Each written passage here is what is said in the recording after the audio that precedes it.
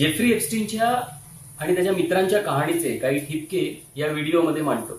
तुम्ही पाहिजे तसे ते ठिपके जोडा आणि बघा त्या ठिपक्यांच्या रांगोळीमध्ये काय चित्र दिसतं. सर्वप्रथम जेफ्री एप्स्टीन आणि लॉलिटा एक्सप्रेस याबद्दल आधी व्हिडिओ बनवलेला आहे. तो जर बघितला नसेल तर हे कीवर्ड्स सर्च केले तर तुम्हाला पुरेशी माहिती मिळेल.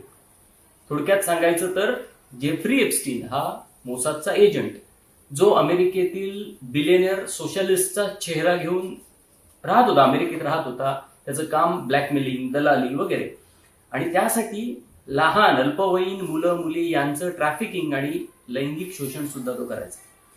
त्याची जर सगळी कृत्य वाचली बघितली तर पाब्लो एस्कोबार किंवा इतर गुन्हेगार ही अगदी साधी माणसं वाटू लागतील. या एप्स्टीनचे सगळे ईमेल्स, व्हिडिओ वगैरे असलेल्या फाईल्स हळूहळू उघड होत आहेत आणि त्यात भारताचे प्रतिनिधित्व करणारे देखील काही आहेत. महत्वाचं म्हणजे हे ईमेल्स किंवा फाईल्स सुरुवातीपासूनच आहेत, तो गुन्हेगार सिद्ध होण्याआधीपासूनचे. आणि लहान मुलींच्या शोषणाचा त्याच्यावरचा गुन्हा सिद्ध होऊन त्याला 2008 मध्ये पहिली शिक्षा झाली होती.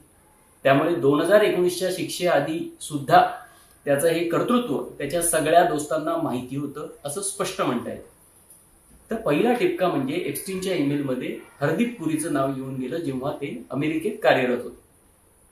नंतर उल्लेख झाला मोदी यांचा. म्हटलं गेलं की ट्रम्पला खुश करण्यासाठी इस्रायलमध्ये शक्य ते सर्व प्रयत्न झाले.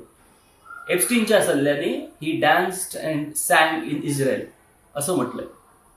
पण याहीपेक्षा महत्वाचे आहेत अनिल अंबानी आणि जेफ्री एप्स्टीन यांच्यातील संबंध उघड करणारे मेसेजेस.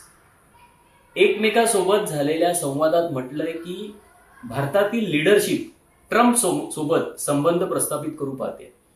ट्रम्पच्या जावयासोबत सेटिंग बाबत यामध्ये चर्चा झालेली आहे. याच अनिल अंबानीला राफेलचं कंत्राट जे HAL ला मिळणार होतं ते त्यांना डावलून दिलं गेलं.